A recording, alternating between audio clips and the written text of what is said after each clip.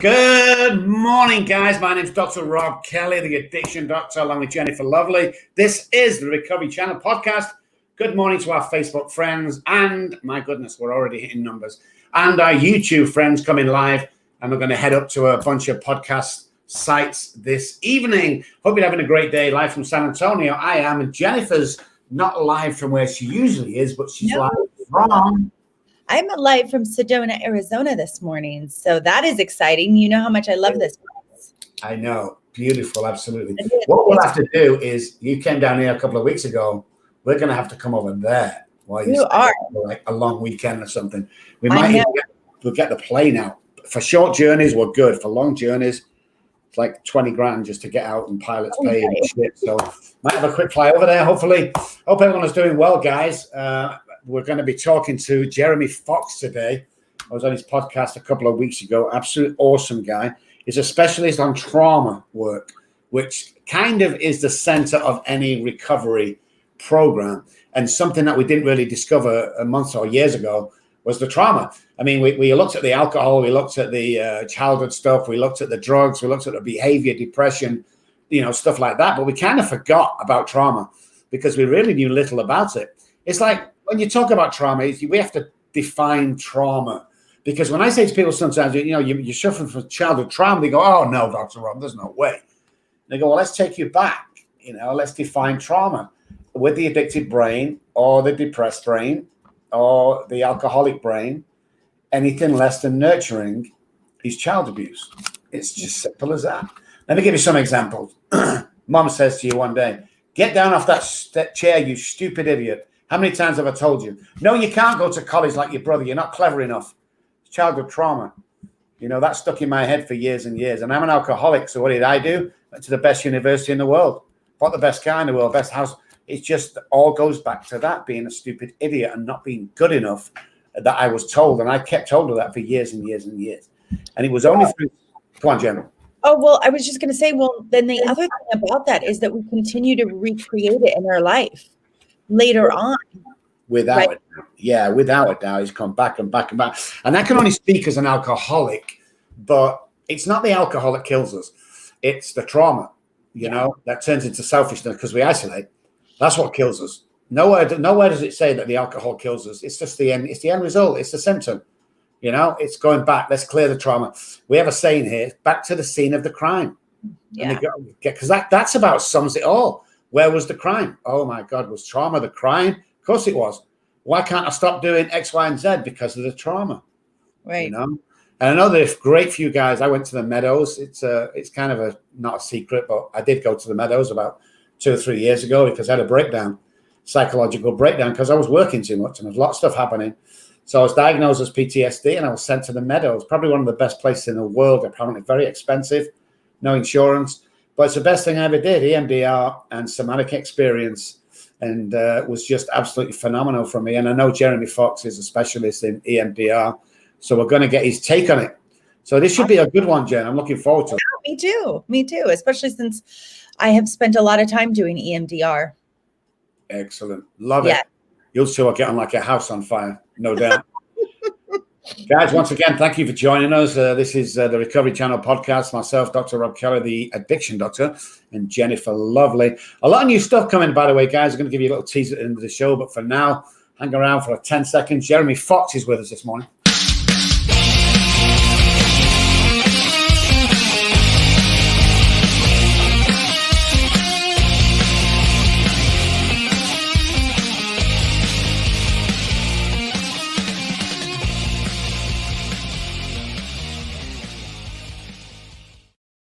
Good morning, guys. Welcome back to the show. If you just joined us, this is the Recovery Channel podcast. Myself, Dr. Rob Kelly, the Addiction Doctor, and my partner in crime, Jennifer Lovely. Jeremy Fox is on the show. Good morning, Jeremy. How are you doing? Doing pretty well. I have to say, I really love the intro teasers, the surfer. It's very edgy. I love it. Very professional, this show. I go into other podcasts and it's just like two guys talking and they're like, but this is focused on the radio show that will be eventually turned into, which will be syndicated on Sirius Radio. So we're trying to get all our ducks in a row, make it as professional as possible, because who better than me and Jen to do this shit? Yes. That's all I'm saying. So how's it going, Jeremy? It's going pretty well. How are you guys today? I loved the intro conversation. Yeah. So let's just jump in because I'm a person that loves to talk about trauma. I'm a person that wants to splay open the wound, dissect it, feel it, and then gently put it back together neatly so that we can, so that it's not continuing to hurt us. I was diagnosed with complex PTSD some years ago through my own childhood trauma. And when they said that to me, I was like, well, first off, I was like, what, really? And then second, I was like, well, I'm kind of special because I have complex PTSD. It made me feel kind of, my addicted brain wanted to be like, oh, I'm special. Even though we're not. So it's a good reframe. A great way to look at it. So let's talk a little bit about what trauma is. How do you define trauma? Absolutely. So I heard you guys talking about that a little bit. So the APA defines trauma as an emotional response to a terrible event. And so that's kind of like an accident, sexual assault, or natural disaster. So that kind of scratches the surface on it a little bit. I mean, that's from the American Psychological Association. So that's where I'm taking it from. But let's go a little bit deeper and let me get to the neurobiology of trauma, okay? Because that's really where you're going to be able to tease apart what it actually is. So whenever you have an event that's too intense and encodes in your brain in a somatic way that later on a reminder, what we call a cue reminder, CUE, something that cues up a physical response, that's going to be trauma. So it can be like what Dr. Kelly was saying, when you get a really aggressive comment from a parent and it just knocks you, and when something reminds you of it and you feel that in your chest later. When you get anything in early childhood, especially, the threshold is lower for what can become trauma, meaning when we're kids, we're really defenseless. We imprint things more. We take it more personally. And so I would define trauma as anything that on a developmental level, when it hits you again, when you get reminded of it, you feel younger again in a defenseless way, or you have a vivid negative emotional reaction. So when we talk about trauma itself, I know we know little at the moment still. It's only the last 10, 20 years that they've gone into trauma. Do you think there's still a lot we don't know regarding the damage that it does as we grow older, or do you think we know everything by now? That's a great question. I think we don't know. What we do know is that traumatic memories are processed more heavily by the amygdala, which is that almond-shaped emotion center, deep subcortical, meaning within our cortex in our brain. So we're learning about the structures that process and create trauma. So that's, as you said, within the last 20 years, it's been huge. A huge amount of research has come out showing how traumatic memories are different. I think the impact of that economically is something we're beginning to see. We're beginning to see how it takes away from productivity, how it takes away from people's actual quality of life. As far as how to redo that, therapies like EMDR are huge. And I think part of the problem is we're not getting the message out there enough. You're not getting the signal through the noise. So I would even say we know so much and there's so much cause for optimism, but you're not hearing about a lot of traumatically helpful therapies that overcome it as much as you're hearing about stuff that maybe doesn't work. So I think we as therapists have to up our game and teach people about somatic experiencing, EMDR, as you do, Dr. Kelly. You always spread the word about that, and you, Jennifer. I think we just have to be better on point with messaging. Well, I think people are just getting to the place where they can actually talk about it in a way that feels safe and comfortable. Because in the old days, you brought up the word trauma, and people would be like, "Oh no, we're not having that conversation. That's too much for me. This is not a dinner conversation, right?" And it is. We can talk about the traumas now. I feel like it's a more open conversation. Go ahead, Jeremy. You were going to respond. Oh, no, I was just going to say, I deal with this a lot, and my approach to therapy is very authentic. That's why Dr. Kelly and I really meshed well in our podcast, is because it's really no nonsense. I mean, what you consider trauma has to expand. So again, that definition of anything that really produces later a negative knee-jerk emotional emotional reaction, that expands how we look at it from things like just sexual assault, which is horrific, and wartime trauma into things like chronic neglect. One thing I really would love to hit on is that we're in a huge neglect epidemic when it comes to the way people interact with their kids and what we're seeing on a cultural level of just disengagement.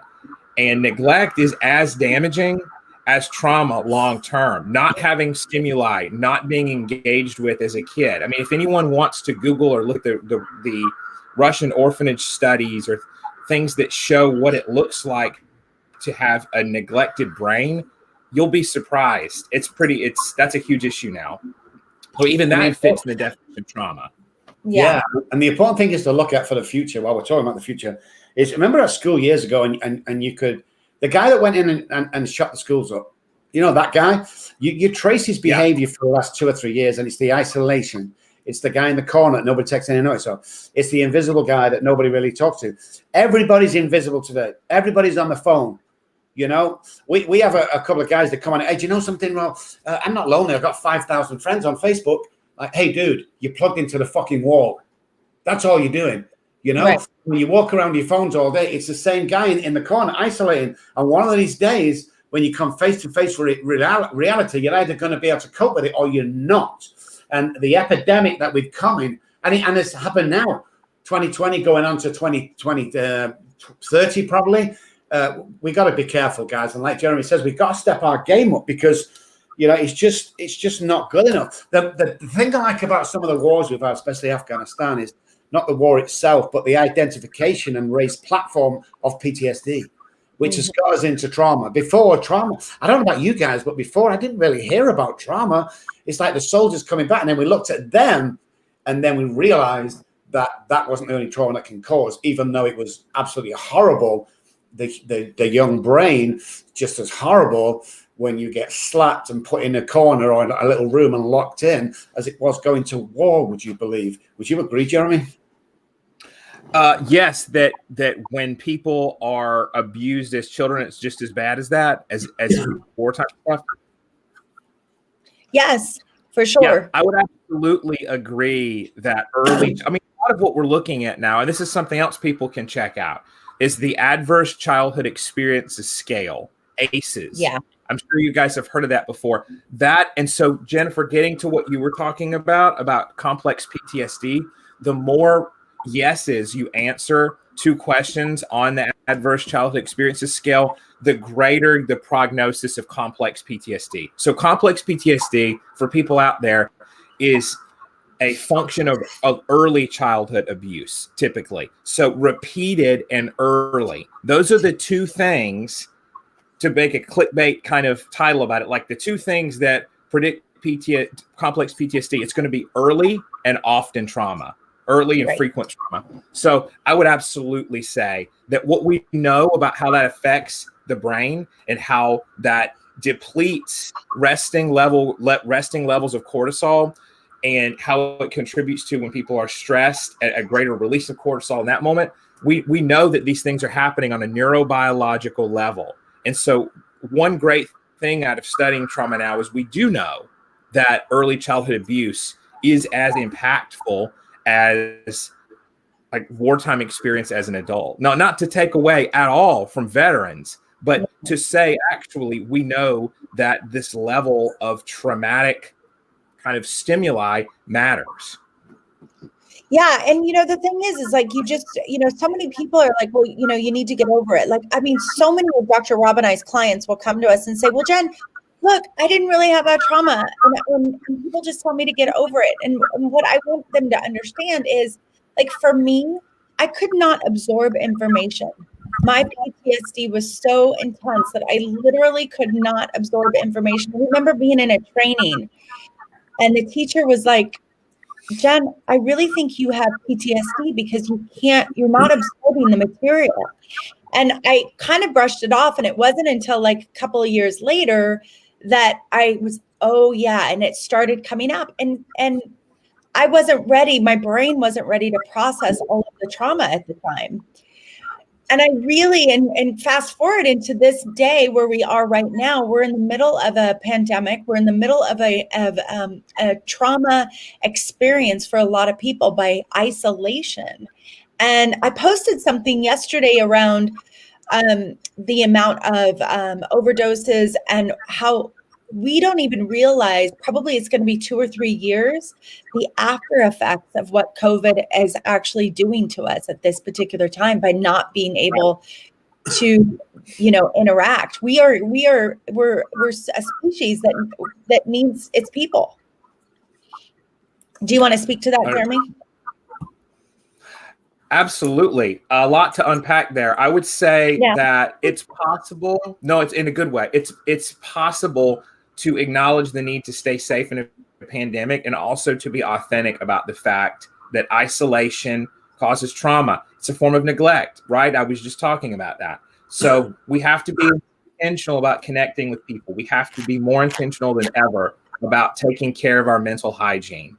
So one of the big things to keep in mind is as Dr. Kelly said, counting your social connections by your connections on Facebook is completely unhelpful. And there isn't, unless you're interacting with those people visually on a level that is interpersonal, you're not getting any socialization from that. And so we really know that the incidence of trauma and addiction go hand in hand. People, when they are feeling isolated and alone, will often turn to substances. And so that addictive thinking starts before a substance is ever picked up. And it really does. And so what we have to do is, as therapists, be out there educating and explaining that there are alternative pathways to dealing with the urge to feel something, right? Because at its core right now, what people are dealing with is this kind of stir crazy isolation. They're trying to turn to anything to moderate their feelings and to change them and elevate it. And so what we have to do is divert that from substance use into exercise, interacting with others, doing fun things, mindfulness, a bit at a time, each small victory compounding instead of people sinking into depression. I love that. Absolutely love it. Guys, Jeremy Fox is on the show. We'll be right back after a quick word from our sponsors.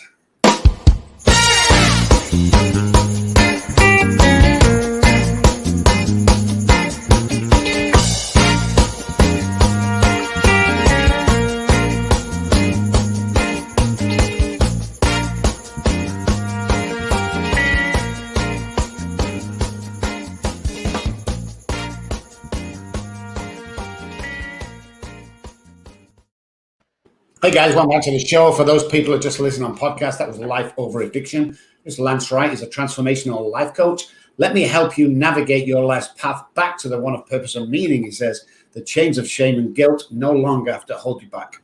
Let's start a new conversation, says Lance. LifeOverAddiction.com or info@lifeoveraddiction.com. Why not call in instead? 310-890-2337. That's Lance, such a great guy. Jeremy was talking before about isolation. And I know we did some studies that when we first came over here, we were allowed to do some studies on a couple of prisons and jails. And we found out a couple of things. First of all, we found out that probably 80% of people on death row have no idea what they did at the time. They was under some kind of influence or trauma. But secondly, that a lot of people go insane because, you get sentenced to death on death row and 10 years time, you're still waiting to go. But the isolation is what gets them. And more people go insane waiting for the execution. Do you reckon that's true? I mean, have you seen that in practice? I mean, surely the isolation's the same in a one-bedroom apartment with no family than it is on death row. Such a great question.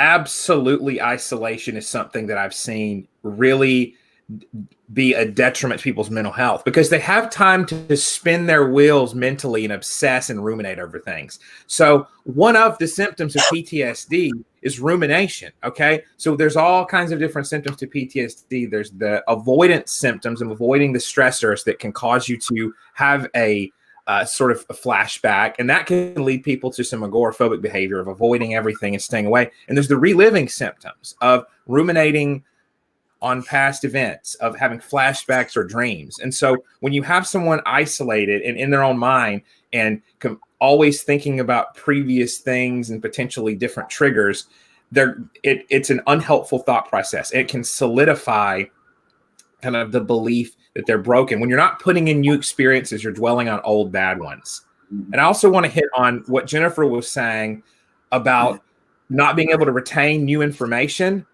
So for listeners, one of the biggest things that you can do is consider, like if you have ADHD, if you have an ADHD diagnosis or believe that you have it, talk to your doctor or therapist if you've had any trauma before, because there's a very good chance that there's some anxiety or trauma causing attention issues. That gets misdiagnosed often.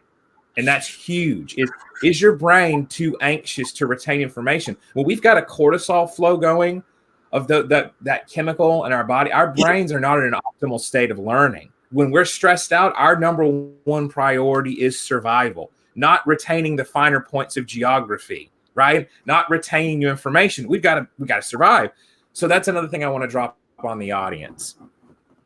Well, and that, to speak on that, like that's one of the things that why it's so important for, and it's our teachers are not therapists, but it's important for them to be doing the ACE questionnaire. Yeah, because if they can catch that early, that there's something going on with our children, then from an early age, we can get the help that we need. And, when I was in school, nobody even considered that there was trauma. And my mom was a school teacher. So we weren't going to mess with that, right? We weren't going to have that conversation. And nobody actually reached out and said, gosh, something's going on here. They just, as a matter of fact, my second grade teacher just said, she's just not going to really grow up to amount to anything. Right? Wow. I know. Right. And it was because my brain could not absorb anything. It's fascinating. Yeah. It absolutely is. And it's morbidly fascinating because that just goes to the point that the adults who, I would say are well-intentioned, many of them, it's definitely not well-intentioned to say you're not going to grow up to amount to anything, number one. So that's not even from a place of trying to help, but misguided. It's totally inaccurate. I think we're walking a line here where anyone who works with children or developing minds is going to need some education, no matter how rudimentary or basic, in the impact of trauma. And everyone can't have in-depth conversations about it. Everyone's not going to be a trauma specialist, but they can understand some of the root causes of it and who to hand that off to, right? That sometimes might have to be where it goes. And there's so many great guidance counselors in school settings that teachers can kind of flag different students' experiences and maybe, encourage them to go to those counselors, that they can work hand in hand together to ensure that those kids, have a better experience at school than what you're describing. Right. I know as well, when I look back now, when I go to counselors, because we try and check counselors out, poor guys are teaching from manuals and textbooks from the 50s and 60s. So the modules are still around and haven't been changed. Now, we know through about 10 years ago, we found out that the brain was plastic. Neuroplasticity is what I specialize in, that we can find out that we can redirect neural pathways to stay away from trauma, which is awesome. But we only found out that 10 years ago. So my question to you, Jeremy, is in 1987, I think Shapiro invented EMDR, and it was to cope with an overwhelming stress and trauma and creation of PTSD. Let's talk about EDMR. I know you're a practitioner and you're qualified to use it in your practice, but exactly what is it? Explain what it is to our viewers.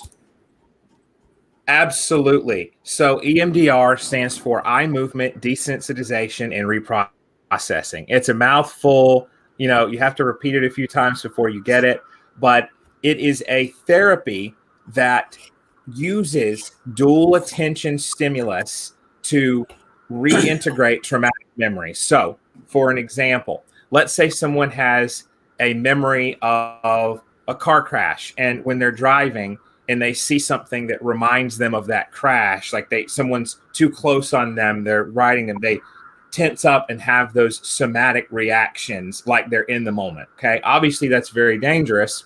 And so I've dealt with people who have those kind of single episode traumas. I'm using kind of a simple single episode example here.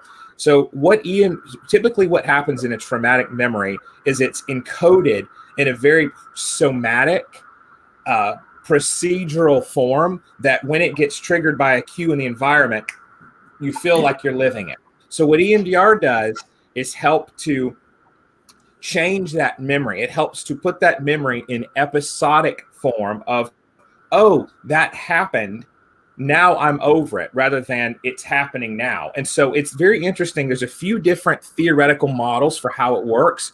One of the ones that has some great research behind it is the working memory hypothesis, which if you imagine like a computer has bandwidth, like your Wi-Fi, and when you stretch it thin, kind of causes things to slow down. The eye movement in EMDR, which is typically bilateral, just meaning side to side, gives your brain a distracting stimulus to focus on while in the therapist's office, and that's very important, you're doing it with a trained professional, while you're noticing the trauma. So what that does is it distracts your brain enough that it it resets your hippocampal memory center theta waves while you're receiving that stimulus, so that your brain can digest and metabolize that memory that you're bringing up in a less upsetting form. You're re-encoding the memory as something in the past and not that's happening in the present. So hopefully that makes sense and is a good little scientific definition that also makes sense.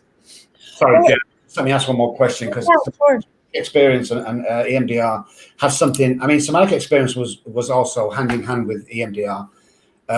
Yes. Born in the 70s with Peter Levine. I was trained under Peter Levine. And here's an example, a great example is we look at animals to see how they get over stress. So when you see a deer or something get hit by a car but not killed, the first thing it does is jumps up and it shakes violently. And by shaking violently, it gets rid of all that PTSD or trauma or stress that the animal is going to get on later. And we learned a lot about that is during the time of the stress. If we even can do that, it releases all the muscles and you'll be able to deal with it a lot better than you do that if you just went, oh my God, that's such a bad accident. Oh my God, bang. Like Jeremy just said, the brain's off, it's encoded. And unless you seek help, it's going to come back and bite you on the ass. So have you experienced somatic experience, Jeremy? Sorry, you broke up there. What? Have you experienced somatic experience? I have not undergone the therapy, no, but I actually have studied it and used interventions with clients. And it's amazing. The crux of that theory is that stressful situations produce survival actions, right? And if they're interrupted, we get these vivid procedural memories that show up as traumatic intrusions. So if our reaction to trauma, and this is a huge element of trauma, by the way, it is usually a function of being immobilized during a terrifying stressor. And so if we can't move and express or shake out a reaction to a traumatic event, the prognosis for getting PTSD is much higher. So I love somatic experiencing. Sometimes during EMDR, clients will say, I'm getting this urge to move, to do this, to punch. I'm like, do it. Do that while you're moving your eyes here. Let's get that. Let's integrate that desire for completion. That's a big part of trauma. And I've written about that for the EMDR Journal of Research, that's published by the International EMDR Organization. The desire to complete whatever you feel was stunted during trauma is a huge thing that EMDR allows us to do, and somatic experiencing, which they're both so amazing. They're probably my two favorite therapeutic modalities. Well, it's interesting. So I teach 12-step yoga. And the way that, if you don't know Nikki Myers she's also a somatic yoga teacher.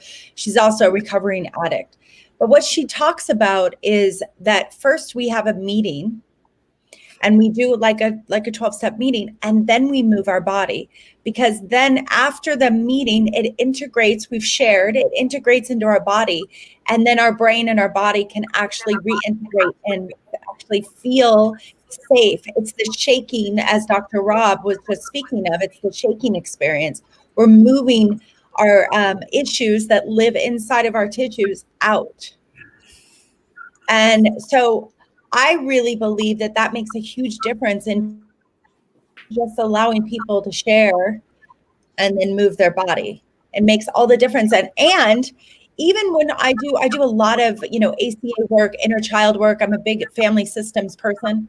And after we do the inner child work, I actually have them sniff something sweet like a peach or something, and then do jumping jacks or push-ups, because it then integrates into their system. And so Dr. Rob and I have a client recently that was like the most amazing success story of being able to get off crack cocaine and doing his inner child work as well as the 12-step, and how we both integrated both of our work. And I wish I could just tell you, it's been like the most profound experience on this end.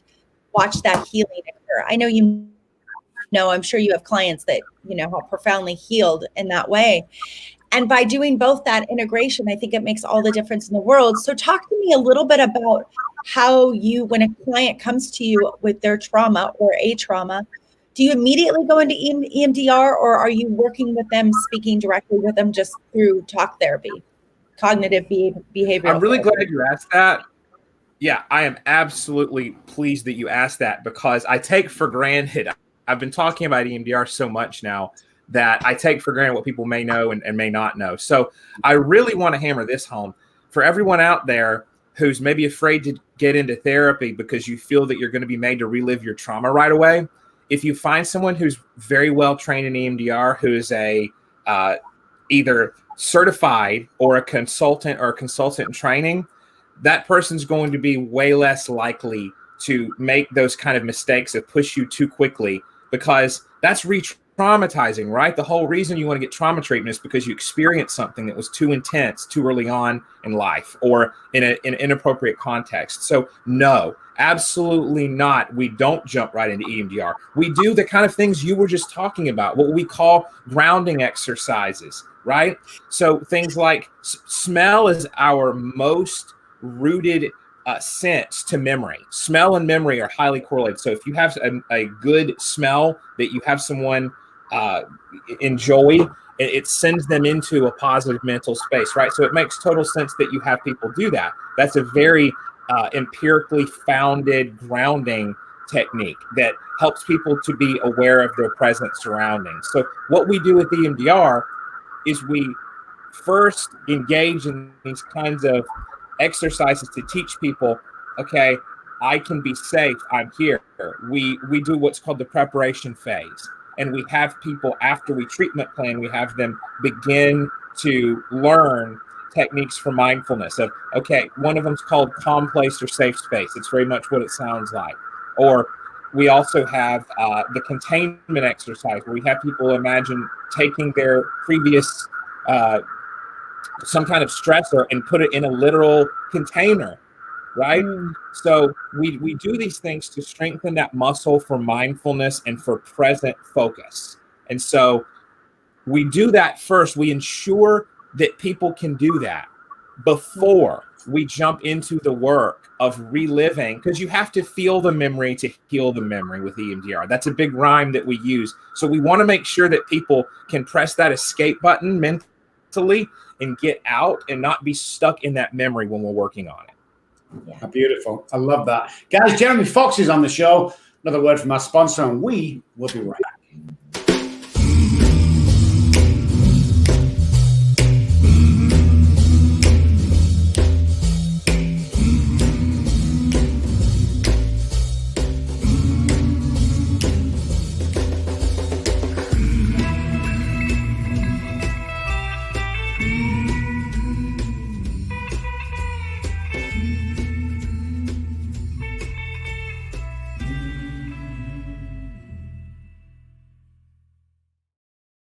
Welcome back, guys. Living Recovery Interventions was the commercial just played. If you listen on podcast only, recovery begins today. Recovery begins together. Give the gift of recovery. Travis is a well-known interventionist, absolutely an amazing guy. I love his story from a Xanax seizure to a car crash, 120 miles an hour. If a loved one is suffering or is in trouble, guys, call Travis on 801-573-4188. That's 801-573-4188. Go to his website, which is livingrecoveryinterventions.com. And remember, guys, recovery begins today. Recovery begins together. So I know we talked about the amygdala that sends a distress signal to the hypothalamus, which then sends another message to the sympathetic nerve system. So, which is awesome if you know about that. But what else are we struggling to understand, Jeremy, with the brain regarding new science? I mean, is there anything else, or is EDMR and SE? Is that it? No, that's a great question. So I think what we are looking to understand more now is the idea of passing trauma on an epigenetic level. So the idea of generational trauma. That is a huge field that we could go down the rabbit hole on, of people who experience trauma in their life, kind of passing that on. And I don't want to alarm listeners, because the key point here is that EMDR and other therapies can do a great job of reversing that and putting and even restoring at some point white matter in the brain. There's some amazing articles about neurogenesis, as you were talking about neuroplasticity. But I think on that genetic level of stress resulting in stuff that then carries on, that's the big frontier now that we're looking at, how to cut that off, how to nip that before it continues forward. And, that's the thing. How do you? Because the truth is that, for me, I'm going to stop the generational trauma. I'm going to be the one that talks about it. I'm going to be the one that makes everybody else uncomfortable in my family and discuss the things so that it doesn't continue. I have a granddaughter now. The last thing I want is for her to re-experience the, similar trauma. And that requires something of us. That requires us to do something about the trauma. And so can you speak to what it is to come in and be the one in the generation to say the buck stops here? Yeah, absolutely can, because many of my clients that I've had are just like you, in that they want to be the link that breaks off from that trauma chain, right? And that's such a noteworthy and commendable thing. It's beautiful. And the great part about that is I'm not just blowing smoke. I don't do that. That's not my thing.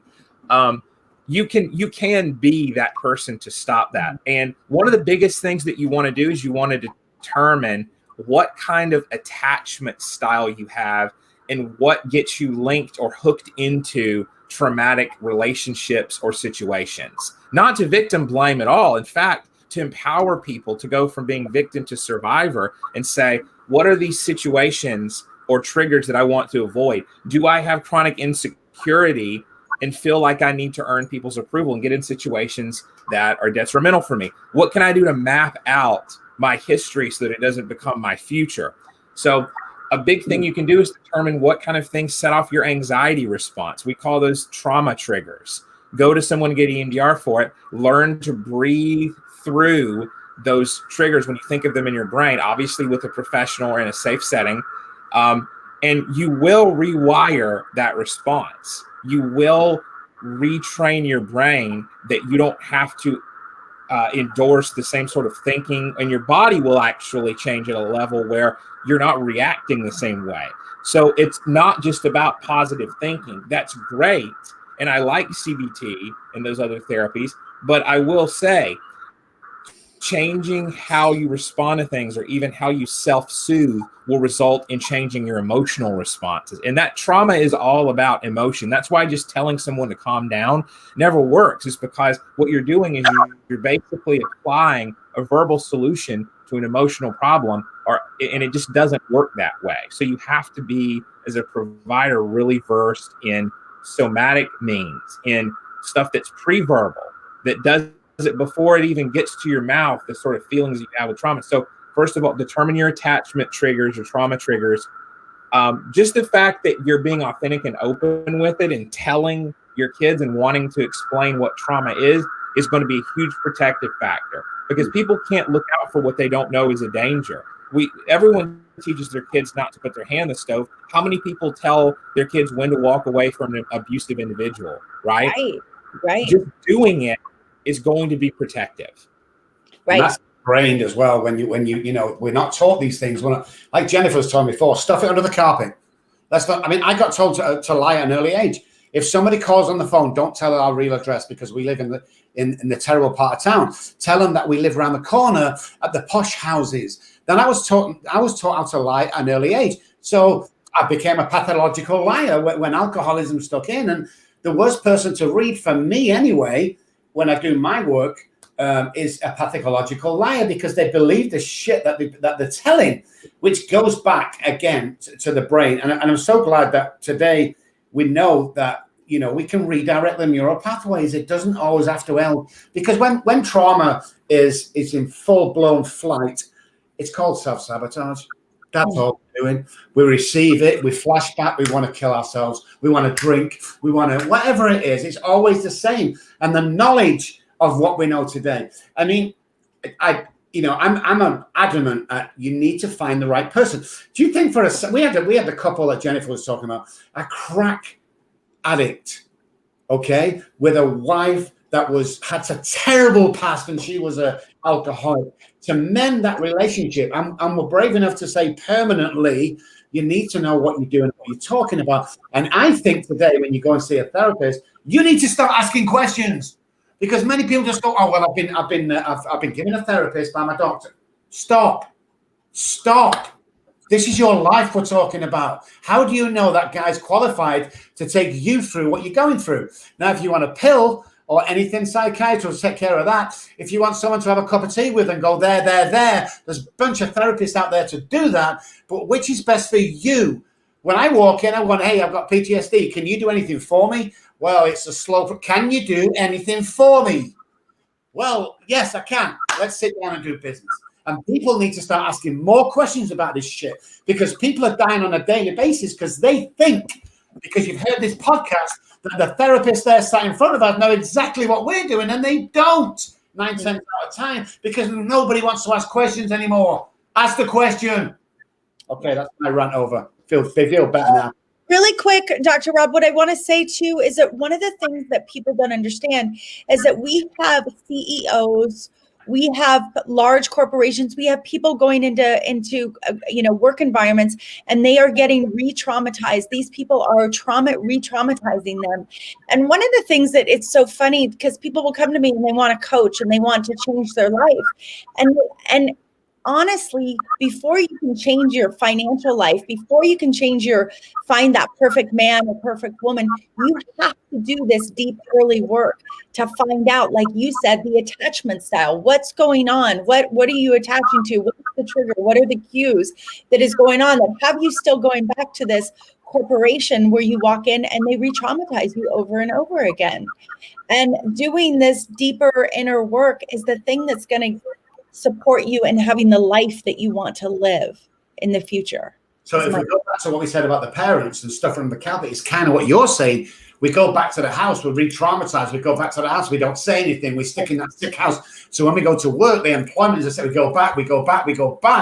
And all we do is having a nervous breakdown. Guys, I want to tell you, we're coming to the end drastically. I've got 11 minutes before my next patient, but man, again, I think we need to book a second one in for Jeremy, because this is absolutely fascinating.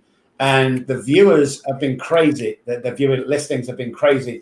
So I want to finish the show out, Jeremy, by saying a few things that we like to say to people that are really good and have an influence on our life, because we are running out of time any second now. But first of all, I want to say thank you for coming on the show. It's just absolutely awesome. As soon as I was on your podcast, and I got hold of my people and said, you need to get this guy on our podcast, because this guy knows what he's talking about. He's direct and he's a no-nonsense guy. So thank you for being that guy. Thank you for bringing new science into an old therapy world that wants to be dragged into the 20th century so badly, but nobody likes change. And most of all, I want to thank you for who you are. For the amount of people, because I did a lot of research on you before I came on your show, the amount of people that you serve, affect, and save is absolutely phenomenal. And we all talk about the ripple effect. I won't be surprised if you haven't actually connected with hundreds of thousands of people over the years you've been doing this. So thank you for being you, Jeremy. Thank you for being on the show. And we're going to get you back on for sure. Yes, Jeremy. Yeah. You are a badass. I love the conversation. I love you can just go right there and go right into it. The depth of knowledge that you have. It's just lovely. And what's even better about this, speaking about Facebook friends, is that you actually have been a Facebook friend of mine. And it's so nice to meet you in person. It's so nice to connect with you in this and have a deeper conversation and get to know where your heart lives. So thank you for that very much. Yeah. Oh, thank you. We need to do a big retreat in the Bahamas after all this is over. We have to talk about it. Yeah. We want to get a bunch of guys going over there to the Bahamas or somewhere and kind of have a new wave brain weekend or something where we can just get some real good therapy, get some real relaxation, reset the brain, realign the central nervous system, and come back a brand new person. That's what it's about, guys. Jen, you always have one question. I'd love you to ask it before we go to Jeremy. Yes, of course. So what do you want our listeners to know? What do you want to leave them with? This actually goes really nicely to something we didn't get to too much today. I want people to expand their mental hygiene routine to include taking care of themselves in the midst of this isolation. Right now, it's at the end of 2020. Hopefully, we're on to good things. We've got vaccines. We're going to see if we get more socialization in person. But up until this point, it's been a year of isolation. And so I want people to start noticing when their brain starts going dark places when they're alone, and just start experimenting with 15 seconds of somatic experience, not somatic experience, but somatic sort of mindfulness of what are you noticing in your body? Can you bring your attention to your breath in and out? Can you slow your breathing? Can you tell yourself, I'm safe, I'm right here. Whatever I'm obsessing about for the future or ruminating about from the past, I'm going to put it aside and I'm going to center myself. I want people to really start treating their mental hygiene the way they do getting likes and shares on Facebook or Twitter. Start noticing what you feed. Start noticing what you tell yourself and allow to continue in your brain. Yeah. Excellent. Beautiful. Jeremy Fox was on the show, guys. Catch him on Facebook, catch him on Twitter, catch him on LinkedIn.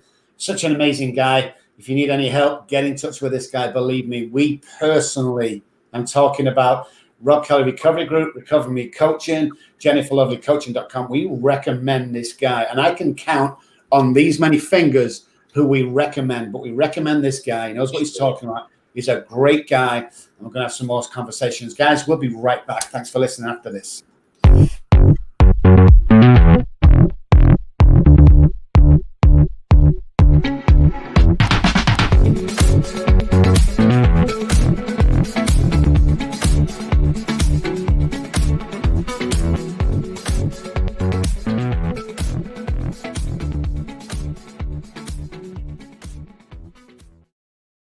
Hi guys, welcome back to the end of the show. My name is Dr. Rob Kelly, the Addiction Doctor, along with Jennifer Lovely. This is Recovery Channel Podcast, and we've just been listening to Jeremy Fox. And I didn't say this before, but I should have told him that I got up a little bit early today because I was excited.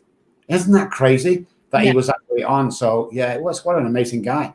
I think it's so awesome. I get excited too when we have guests on, and you know that we're going to have a deep dive into a deeper conversation. And you know me, I don't like to do the surface stuff very well, so I like to go right into the deep shit. And just why not? I mean, we only live once. Why not just go right there and talk about it? So it was lovely meeting Jeremy. He was amazing, and he's very knowledgeable. I love the conversation.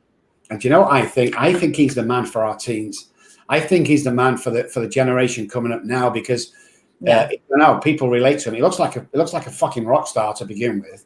Yeah. I mean, and he's you know, all the peeps love him because of who he is and how he dresses and stuff. So I think he's gonna have a big impact. Awesome stuff. Awesome stuff. Anything coming up, Jen, that we need to know about? Yes. So you guys, we have a free, no cost workshop. It's actually a form of narrative therapy. It's Reimagine You, the magic of you. It's a journaling, journaling 2-hour workshop. It is amazing. I've taken it before, and it really allows you to dive deep into what you're curious about, what you need permission in your life for. And that really is about us giving ourselves permission and about what our future is. And so it's not goal orientated, like we're making goals for 2021. I actually don't believe in making goals, but it's actually diving deeper into how you're feeling and stepping into getting past our fears and reimagining a new way of being. So join us January 3rd at 11 a.m. Central Standard Time. So that's Central Standard Time on January 3rd. That's Sunday at 11. Go to www.recovermecoaching.com, and all you have to do is sign up, meaning you just put in your name and your email, and I will send you the Zoom link. That Excellent. Is yes. Excellent. Free, guys. Free. You know, this is it. We're all about giving back to the public and our community. Guys, we've run out of time. We've both got 3 minutes, me and Jen, before we jump on to our next patient. I want to thank Jeremy Fox for coming on the show. Amazing guy. I want to thank all the viewers and, of course, after tonight, all the listeners for tuning into us. We'll have another great guest at the end of the week, I think Friday. But for now, guys, for me, I want to say thank you so much. Thank you, Jeremy Fox. Thank you for watching, and have a great day, guys. Bye.